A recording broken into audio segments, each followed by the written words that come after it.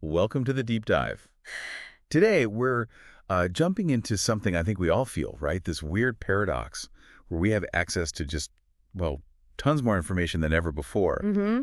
But somehow we feel less sure about what's actually true. Yeah. You've been digging into this. What's going on? It's pretty staggering when you look at the numbers. Our sources, they estimate we're processing something like 74 gigabytes of information every single day. 74 gigs. Yeah. Yeah. And compare that to, say, 500 years ago. A really well-educated person back then might have encountered that much information in that entire life. That's mind-blowing. It is. But here's the kicker. Despite all this data, our information environment is, well, the source material puts it bluntly. It's completely and truly broken beyond repair. Just a mess of lies, spin, anger. Okay, so that's our mission today then. Yep. Let's try and unpack this chaos. Yeah. We're leaning heavily on Timothy Caulfield's book, The Certainty Illusion, right? We want to figure out how these things we rely on, like science, expert opinion, how they're getting twisted, and also how our own desires, wanting to do good, wanting authentic advice, how that's being used against us. Exactly. And this isn't just like some abstract thought experiment. It affects you, the listener, directly. What you buy, how you see really important issues. Right. So our aim here is to give you a bit of a shortcut, understand the forces at play, and maybe some tools to, navigate it all. Okay, let's start with science. That's supposed to be our bedrock, our source of certainty. But you mentioned it's getting twisted. Yeah. Like fewer big discoveries, but more hype. That's a huge piece of it, yeah. There's been this a pretty alarming rise in fake scientific journals, poor quality stuff. Fake journals? How does that even work? Well, they basically mimic real journals, but without the rigorous peer review. And they pollute both the academic literature and public discourse. Get this, one source mentioned a case where Dr. Olivia Dahl. Wait, Dr. Dahl? Yeah, Ollie the dog. A dog. Seriously. And another editor accepted was a professor who had apparently died years ago. Okay, wow. If a dog can be an editor, what does that say about this stuff getting published? It says you can't automatically trust the credential, right? The source said it would take a 5-year-old one click to expose this. But that lack of basic checks, it lets bad science spread. Like during the pandemic? Oh, definitely. That Johns Hopkins study, Money Down the Drain, it found hundreds of COVID-19 articles in these predatory journals. Just in a few months. And pushing what? Crazy theories? Yeah, stuff like 5G causes COVID. Total nonsense, scientifically speaking. But the point is, this bad science and science-y language is used to sell us bogus products, procedures, and policy agendas. It feels very modern, this scienceploitation, but Yeah. you mentioned it has a history. Something about radium jockstraps. Oh, yeah. It's wild. Early 20th century, radium was the miracle ingredient. You had radioactive bread, chocolate jewelry, soap. Wait, radioactive bread? Yep. And even the radioindoctrinator, basically a radioactive jockstrap. You're kidding. Nope. All sold with these vague promises of like zip and vitality. It was this odd conceptual stew, as the source calls it, mixing cutting-edge science with natural goodness. Sound familiar? It really does. That odd conceptual stew is definitely still cooking today. Yeah.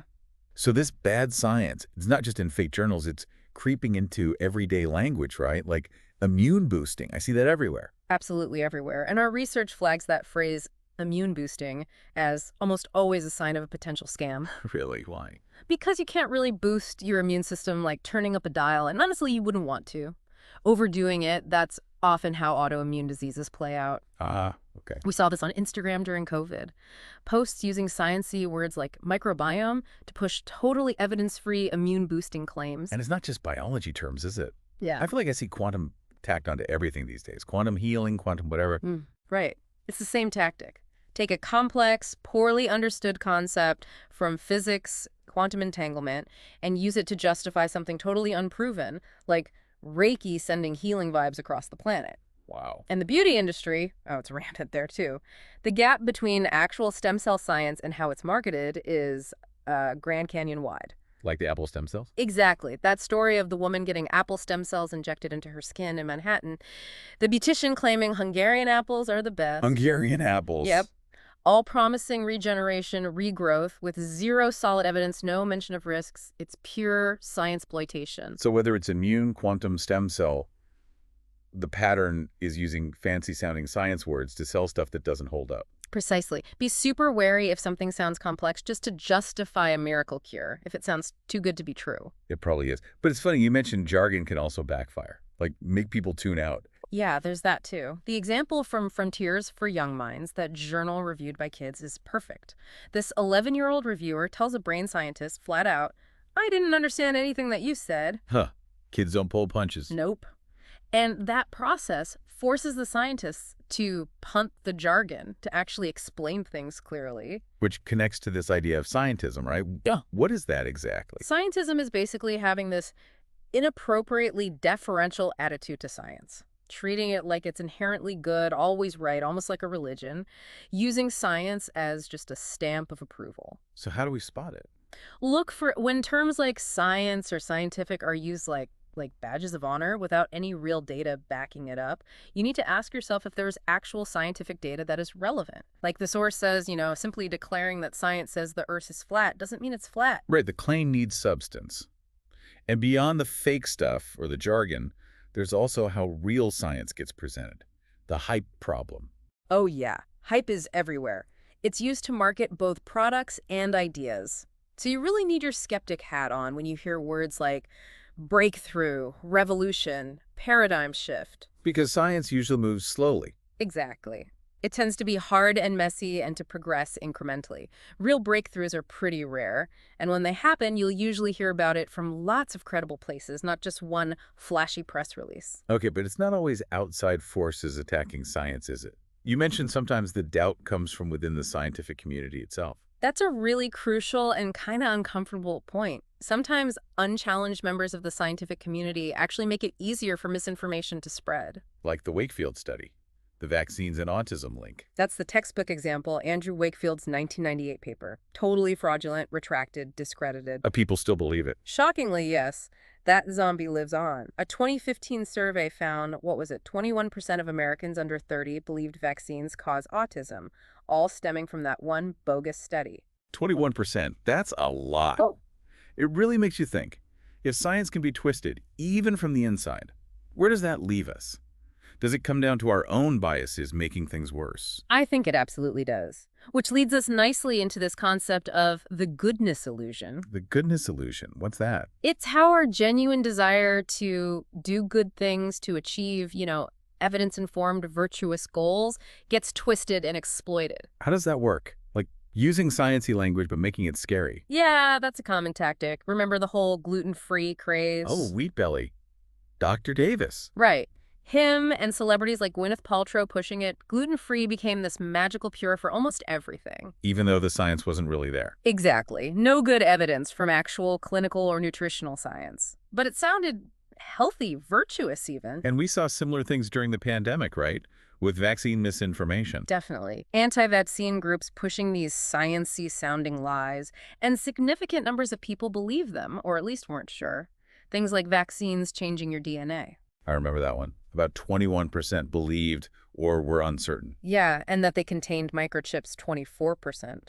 Or that they messed with fertility, almost a third, 31%. Believed or were uncertain about that one. That's a huge chunk of the population believing things with no factual basis. It is. And often, the believers and spreaders of bunk often have an unjustified certainty in their knowledge. Ah, the Dunning-Kruger effect. Mm-hmm. Where people who know the least think they know the most. That's the one. The source cites a study on anti-GMO sentiment. It found the extreme opponents know the least but think they know the most. Their confidence is inversely proportional to their actual knowledge. So not only are they wrong, but they're certain they're right, which makes it hard to correct them. Precisely. It's a real barrier to accurate understanding. And then you get tactics like the Galileo Gambit. The Galileo Gambit, what's that? Like claiming you're a persecuted genius? Sort of, yeah. Think Gwyneth Paltrow again. When she gets called out for pushing, jade eggs or whatever. Right. Instead of engaging with the criticism, she implies she's just ahead of the curve, that the world must catch up. She's not wrong, she's just early. Ah, so it sidesteps the evidence by claiming visionary status. Exactly. It tries to destabilize the certainty that the real evidence provides. Clever in a way, but misleading. And this goodness illusion, It also shows up in marketing labels, right? You call them health halos. Yeah, health halos. These are words or phrases that trick us into thinking a product is better, safer, or healthier than it is, even if the words themselves are basically meaningless and deceptive. Like what kind of words? Oh, you know the ones. Clean, holistic, organic, non-GMO, chemical-free, gluten-free, immune-boosting. They act like a shorthand for good for you. Even if they aren't necessarily. Right. The label itself influences perception, sometimes more than the actual product. Studies have shown this. Like with taste tests. Exactly. Blind taste tests often show organic food doesn't necessarily taste better. But if you label conventional yogurt as organic, people suddenly rate it higher. Wow. So the label overrides the taste buds. Yep. Same thing found with smoked salmon, even slices from the same apple. The halo effect is powerful. And the word natural is a big one, isn't it? Huge. Natural implies safety, purity, and authenticity. It gets this almost religious appeal where people start to equate nature with God. It basically tells your brain, don't worry, this is fine. Okay, I can see that. And it works even when science disagrees. Like with GMOs. Definitely. You have major scientific bodies, National Academies of Sciences, Purdue, Health Canada, the FDA, all saying GMOs pose no more risk. And some even have benefits, like better nutrition. But the non-GMO label still scares people off. Reduces market share, yeah. It's a powerful halo. Just like green packaging, remember Miss Vicky's spicy dill pickle chips? They come in a green bag. Does that make them healthy? Probably not. Exactly. Another angle is the push for personalization in health. Personalized diets, that sort of thing. That sounds good, though, doesn't it? Tailored to me. It sounds good, but often it's more of a marketing ploy.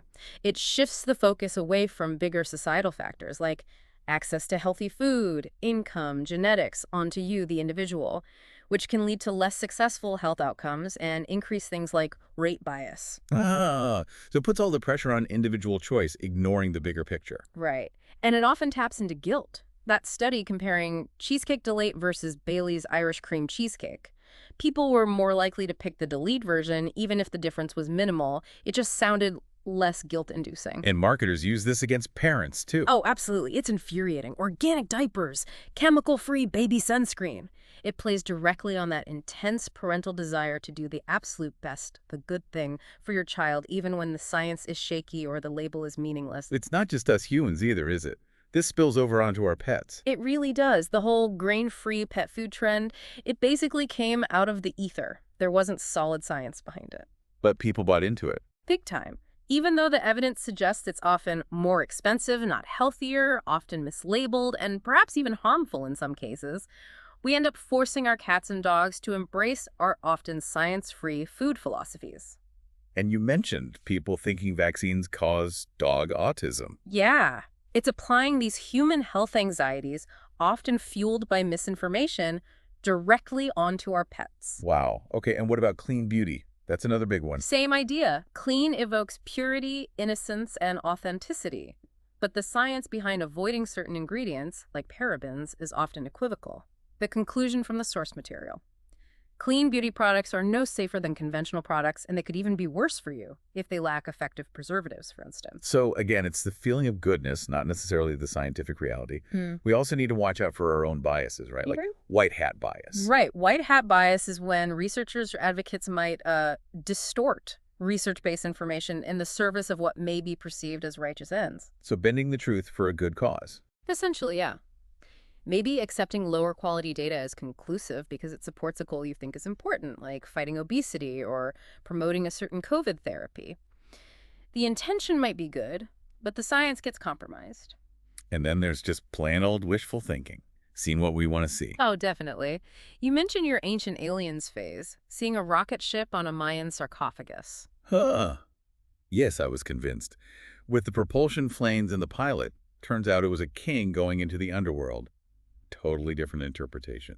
Exactly. Wishful thinking can totally override a more logical explanation, especially when the alternative is way more exciting. It also applies to ideas about identity, doesn't it? Like what it means to be manly. Yeah, that's a really interesting area. Manliness is often presented as this inherently good thing, right? An axiomatically good goal. You see this a lot with bro science wellness gurus. Bro science, like online fitness guys. Often, yeah. Maybe pushing certain supplements or extreme diets. The source mentions Tucker Carlson's documentary The End of Men as tapping into this. But does the research actually support that view of traditional masculinity as purely good? Actually, no. Research often links those traditional masculine norms, stoicism, aggression, risk-taking, to negative health outcomes, higher rates of depression, suicide, substance abuse, violence. So it's a clear case where a perceived good isn't backed by evidence. So our own identities, our worldviews, they really shape how we receive information. Massively. Our receptivity is greatly influenced by our ideological worldview, insecurities, and self-identity. That's why Kate Starbird's advice is so useful. The misinformation expert. What was her advice again? She says, tune into your emotions. If a piece of content makes you feel really strongly, especially politically self-righteous, that's your cue. Pause. Take a closer look. Because misinformation often plays on emotions. Exactly. It's typically easier to process, more emotional, scarier, and focused on morality than nuanced, factual information. That makes sense. Documentaries can be powerful too, for good or bad. Huge impact. Something like Blue Planet can genuinely increase environmental awareness, drive donations. Great. But that same power can be used to propagandize, like with anti-vaccine documentaries that spread fear and misinformation. And just the sheer amount of conflicting info can make people give up, right? The, it's too confusing effect. Yeah, the information overwhelm leading to backlash. People just throw their hands up and reject recommendations because it all feels too contradictory. So I give up. Which leads us, I think, to the last big piece. Yeah. The world of online opinions. The opinion illusion. Right. We all crave authentic, unfiltered, and relatable advice. But that desire, it's been hijacked and twisted. We now live in this vast and largely unregulated, illusion-filled opinion economy. And the ultimate example of this illusion has to be that fake restaurant story, right? The shed at Dulwich. Oh, it's unbelievable. Upa Butler takes some photos of shaving cream, bleach blocks, maybe his own foot. His foot. Yeah. Claims it's a fancy dish, sets up a fake website, gets friends to write fake reviews, and this completely non-existent restaurant becomes the #1 rated place in London on TripAdvisor. That's insane. But it proves the point, doesn't it? Perfectly. The internet hasn't necessarily created more authenticity. It's just commodified an illusory version of it. So why do we fall for it? Why trust these online strangers? Well, a couple things. First, there's this deep-seated people like me bias. We're sort of wired to trust people who we think are like us, sometimes even more than actual experts. Okay, and the other thing? The wisdom of the crowd idea. Remember Francis Galton and the ox weight guessing contest back in 1906? Vaguely. The average guess was really close. Almost spot on. So we apply that logic to online reviews. We see hundreds of 5-star ratings and think, wow, this must be good. We treat it as collective intelligence. But that collective intelligence can be faked, right? Oh, easily. And the incentive is massive. There's an intense financial pressure on businesses to get good reviews. We're talking trillions of dollars globally influenced by this stuff. Trillions? Yep.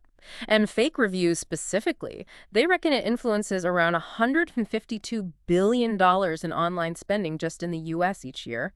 So yeah, rating manipulation is an effective strategy. And it's not just fake reviews. There's a placebo effect, too. Sort of, yeah. A marketing placebo effect. Like, if you pay full price for an energy drink, you might actually feel and report more benefit than if you got the exact same drink at a discount.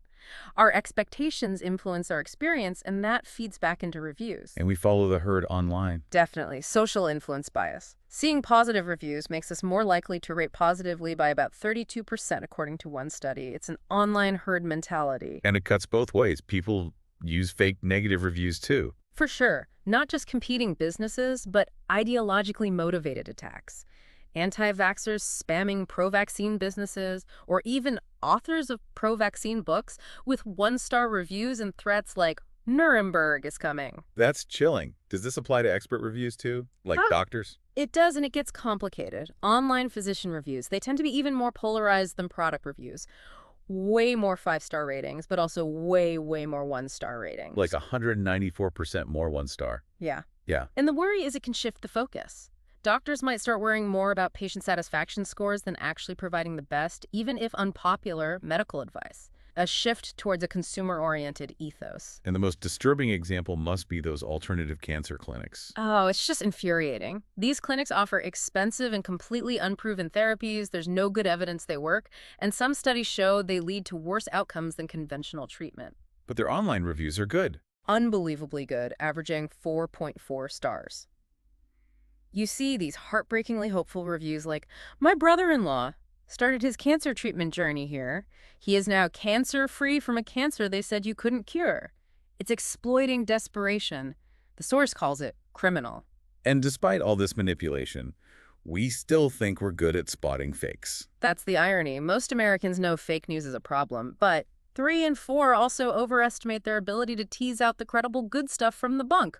We're overconfident. And this aggregated opinion, it's just everywhere now, isn't it? Music, movies, books. You can't be avoided. And it often reflects our existing tribes, like music tastes that 2020 analysis. It could predict someone's politics with 70% accuracy just based on their listening habits. 70%, that's high. Yeah. And funny enough, what we say we like doesn't always match what we actually listen to or know about. Liberals might claim to like R&B more, but conservatives sometimes knew more artists in the genre. Huh. And movies, Rotten Tomatoes, IMDb, they have a huge influence. Massive. And fake movie reviews have been around for ages. Remember Sony getting fined? They literally invented a fake critic, David Manning, to give rave reviews to their own mediocre movies, called The Animal Another Winner. Oh, man. So the core problem is, because we value authenticity and trust so much, they've become a massive industry, which makes them precisely the things most likely to be exploited and distorted. It's a vicious cycle. Okay, so wrapping this up, we're basically adrift in a storm of information chaos. And maybe we've been tearing down the lighthouses, reliable science, real expertise, genuine opinions. That sums it up pretty well. It feels bleak sometimes. But there has to be a way forward, right? What can we actually do? Well, maybe the first step is just humility, intellectual humility. And pausing, just taking a beat before reacting or sharing. Tune into that spidey sense for accuracy. Exactly. Research shows that just reminding people to pause and consider accuracy can help to counteract the power of these cognitive biases. It's simple, but it can help. Okay, pause and be humble. What else? Be very skeptical of that whole opinion economy we talked about. Online reviews, influencers. The incentive to manipulate is just high, in the extreme. So don't blindly trust the stars or the hype. Look for better sources. Yeah, try to find independent expert reviews if you can, especially ones that compare different options. And for things that are subjective, like movies or music, maybe find a few specific reviewers whose taste generally aligns with yours over time. And maybe talk to real people. Go old school. Talk to actual humans. Your friends, family, and neighbors might know more than those biased commentators, random bots, and paid reviewers. Right. And ultimately, maybe just trust your own gut sometimes. I love the final advice from the source on this. Like what you like, reviews be damned. There's something liberating about that, isn't there? Definitely. Own your taste. So maybe the final thought is this. In this world obsessed with finding certainty, where that search is constantly exploited, perhaps true knowledge isn't about having all the answers. Maybe it's about staying curious, asking questions, embracing the discomfort of not knowing sometimes, and just building up our resilience to those easy, certain-sounding answers that are so often wrong.